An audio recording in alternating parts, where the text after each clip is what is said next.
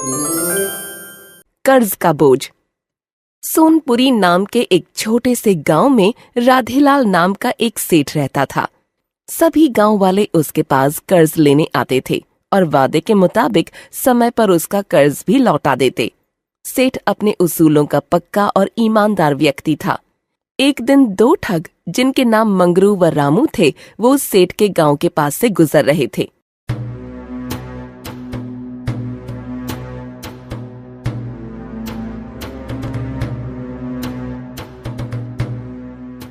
रामू भाई, पता है इस गांव का सेठ बहुत धनी है।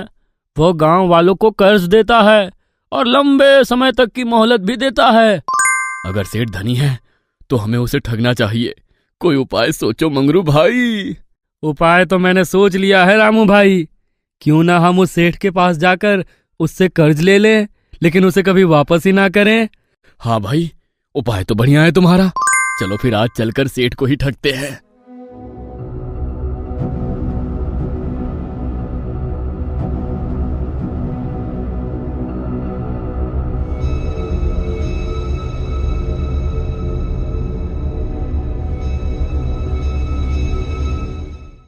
राम राम सेठ जी। तुम दोनों कौन हो? इससे पहले तुम्हें यहाँ कभी नहीं देखा। हम मुसाफिर हैं सेठ जी, और हम दोनों बहुत ही दूर से आए हैं। पिछले साल सूखा पड़ जाने के कारण हमारी सारी फसलें बर्बाद हो गई। हम भूखों से मर रहे हैं सेठ जी। इस बार फसल अच्छी होने के आसार हैं, इसलिए हम आपके पास कुछ पैसा उधार लेने के लिए आए हैं। अरे भाई, मैंने कर्ज मांगने का कारण और पता नहीं पूछा। तुम सिर्फ इतना बताओ कि तुम्हें कितना धन चाहिए और कब तक लौटाओगे। सेठ जी, हमें 5,000 रुपए चाहिए। हम कर्ज जल्दी ही लौटा देंगे। फिर भी भाई, उस जल्दी की कोई मियाद है या नहीं? बिना मियाद के मैं कर्ज नहीं दे सकता। कर्ज तो कर्ज होता है सेठ जी। इस जन्म में नहीं तो अगले जन्म में दे देंगे। ठीक है भाई, तब तो कर्ज अगले जन्म में ही दे देना। मुंशी जी, 5,000 रुपए लाकर इन्हें दे दो और खाते में भी चढ़ा दो। ठीक है सेठ जी, अभी लाता हूँ। मुंशी जी ने 5,000 रुपए लाकर उन्हें दे दिए।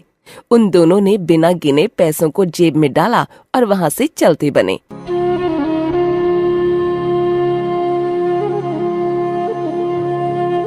सेठ जी, आपको पता है ना कि वो दोनों कर्ज वापस करने का इरादा नहीं रखते, और इस कागज के अनुसार हम कानूनन भी उनसे कर्ज नहीं वसूल सकते।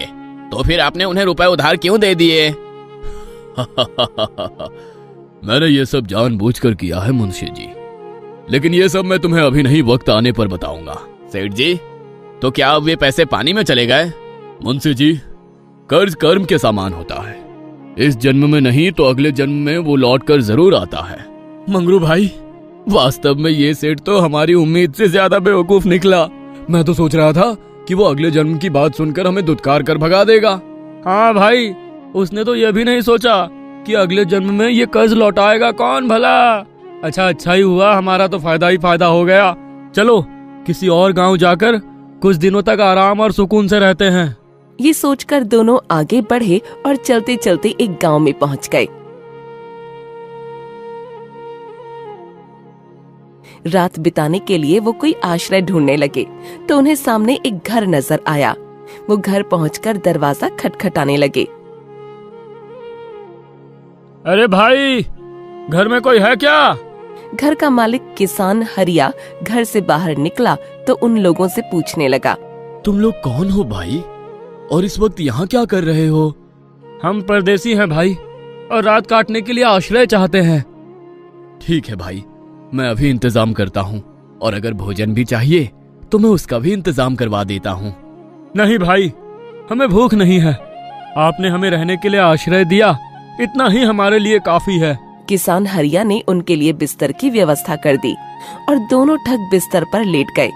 अचानक उन दोनों को कुछ आवाज सुनाई देने लगी तो वो दोनों आवाज सुनने के लिए बाहर निकल गए।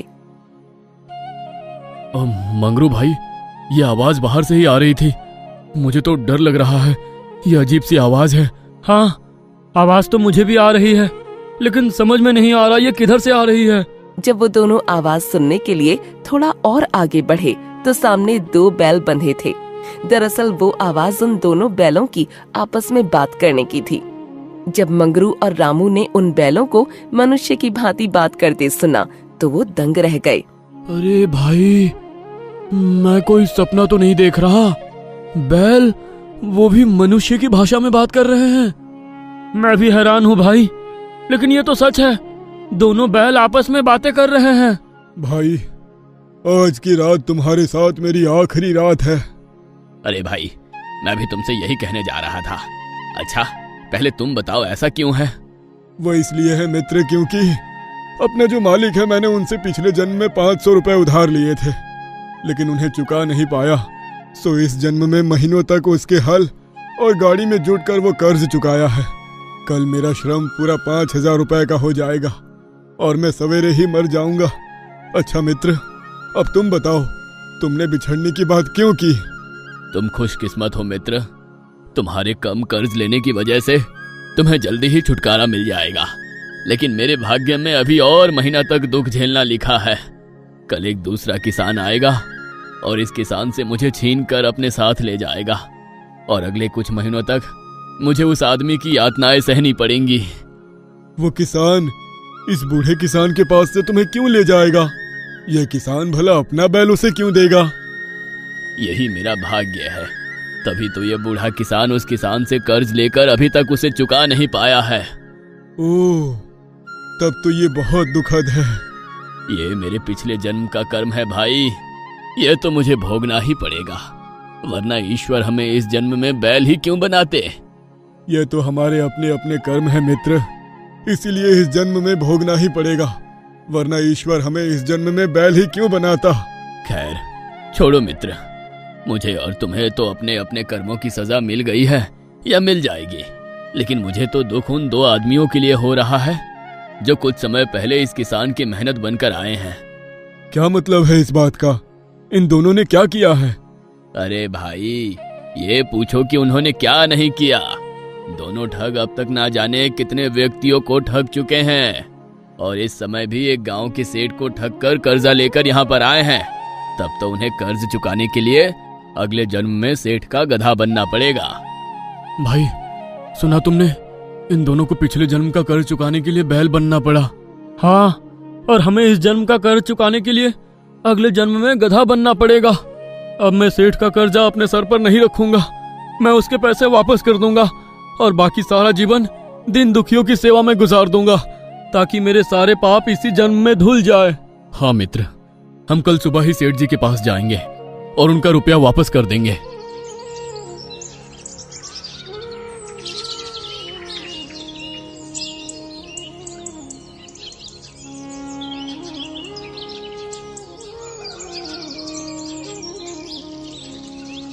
जब अगली सुबह हुई तो दोनों ने देखा कि किसान का बैल सचमुच ही मर गया था। उन दोनों ने किसान से अनुमति ली और सेठ के पास जाने के लिए निकल पड़े।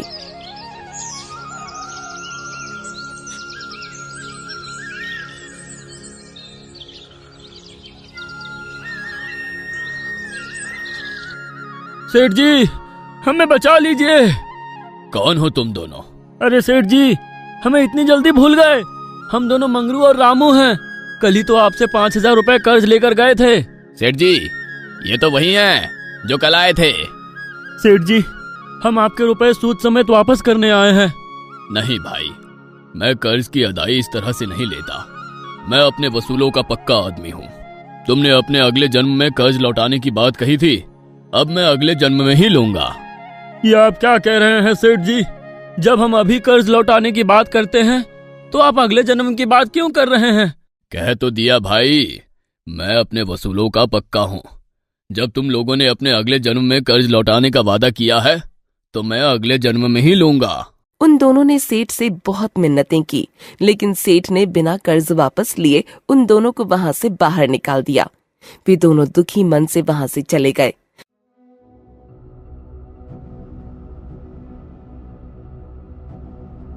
अब उन्हें समझ नहीं आ रहा था कि वो इस कर्ज से मुक्ति कैसे पाएं।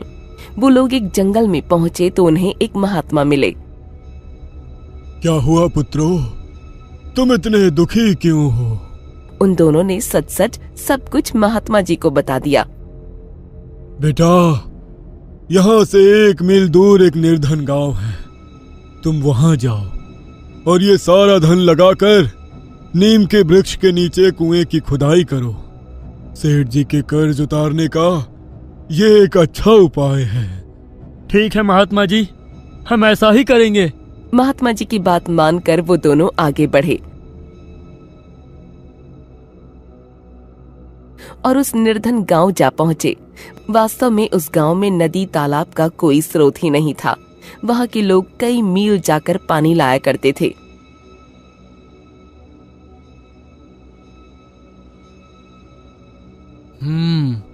महात्मा जी ने ठीक ही कहा था, हमें यहाँ कुएं की खुदाई जरूर करनी चाहिए। दोनों ने एक पेड़ के नीचे खुदाई करना शुरू कर दिया। वे दिन रात खुदाई करते रहे और ठीक 1 माह के बाद एक गहरा कुआं खोदने में सफल हो गए। उसमें पानी भी निकल आया। उन्होंने मिस्त्री को बुलाकर उसे पक्का बनवा भी दिया। चलो रामू भाई, डंडे संभाल कर खड़े हो जाओ। जैसे ही गांव वालों को पता चलेगा, वे दौड़े दौड़े पानी लेने जरूर आएंगे। तुम चिंता मत करो भाई, पानी लेने के लिए अगर भगवान भी आ जाएं, तो मैं उन्हें पानी लेने नहीं दूंगा। वो दोनों मोटे मोटे डंडे संभाल कर कुएं की चौकीदारी करने लगे। जब गांव वालों को उस कुएं के बारे में पता चला, तो वो बर्तन लेकर दौड़े दौड़े वहां पहुंचे।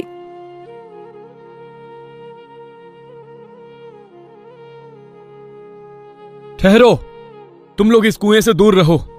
हम किसी को इस कुएं से पानी भरने नहीं देंगे। अरे भाई, ऐसा अन्याय क्यों करते हो? तुम लोग जानते ही हो कि गांव में पानी की कितनी किल्लत है।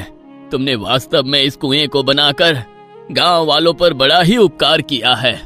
वो सब तो ठीक है, लेकिन ये कुआं हमारा नहीं है। ये कुआं तो सोनपुर नाम के गांव के एक सेठ राधेलाल का है। हम बिना उनकी इजाजत के किसी को भी कुएं से पानी भरने नहीं देंगे। हाँ, अगर कुएं से पानी चाहिए तो सेठ जी से इजाजत लेनी पड़ेगी। गांव वालों ने रामू और मंगरू से सेठ का पता मालूम किया और 2 लोगों को भेजकर सेठ जी को बुलाने का आग्रह किया।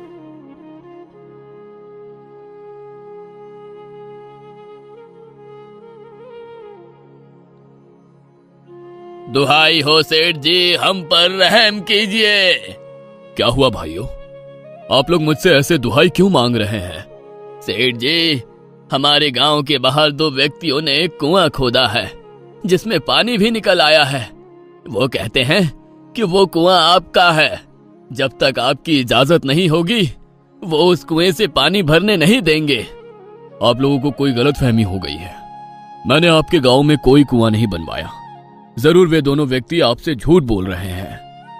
नहीं नहीं, ऐसा मत कहिए सेठ जी, हम लोग बड़ी आशा लेकर आपके पास आए हैं, लेकिन मैंने वहां कुआं बनवाया ही नहीं है। तो आप लोगों को पानी भरने की इजाजत कैसे दे दूं? क्या वे मेरे कहने से आप लोगों को पानी भरने दे देंगे? जरूर भरने देंगे सेठ जी, बस आप हमारे साथ चलकर उनसे कह दीजिए। ठीक है भाइयों, मैं आपके साथ चलता हूँ, फिर सारी सच्चाई आप लोगों के सामने आ ही जाएगी।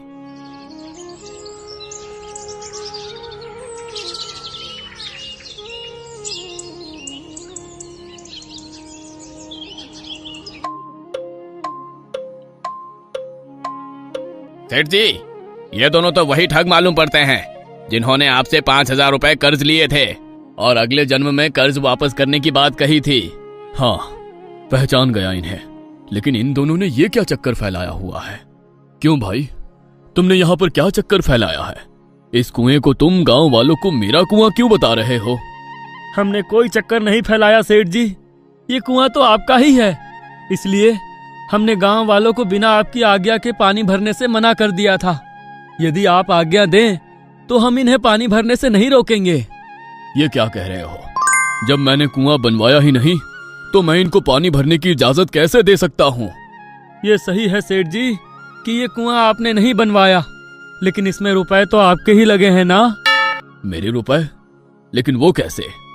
सुनिए सेठ जी, मैं बताता हूँ। कुछ समय पहले हमने आपसे 5,000 रुपए कर्ज लिए थे। हमने उसी से ये कुआं बनाया है। यदि आप कहें कि ये कुआं हमारा है तो हमारा कर्ज चुकता हो जाएगा और इनकी पानी की किल्लत भी दूर हो जाएगी।